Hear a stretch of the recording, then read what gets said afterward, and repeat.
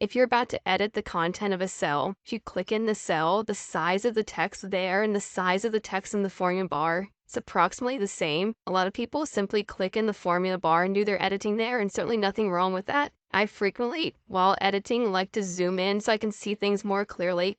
Another way to edit is simply to double click in a cell, and not just double click anywhere.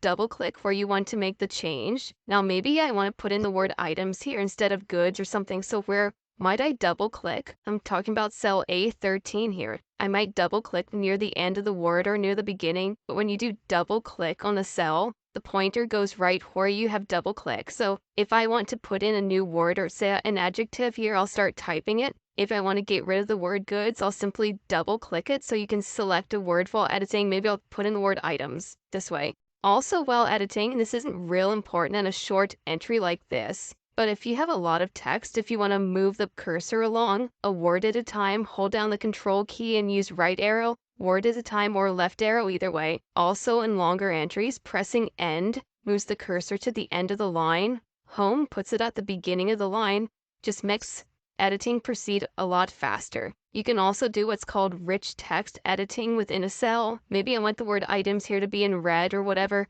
so I'll double click it, and then on the home tab, use the font selector and pick a color. And now what happens as soon as I slide over this, you see what color it's going to be. What is strange though is once you make the selection, it's in a reverse color, just click outside of it. So this just makes it a bit faster. Now occasionally, but rarely, a third way to edit is simply to press F2. That starts the editing process. That goes way back into beginnings of Excel, probably not widely used anymore, but occasionally it's handy as well. So you can make editing proceed faster than normal just by learning a few tips, and I do recommend if you have to make extensive changes within a certain part of a worksheet, zoom in, make it large and clear, and then you avoid all those little tiny issues about is it a comma, is it a period, and that sort of thing. Editing is simple and straightforward and shouldn't take that long.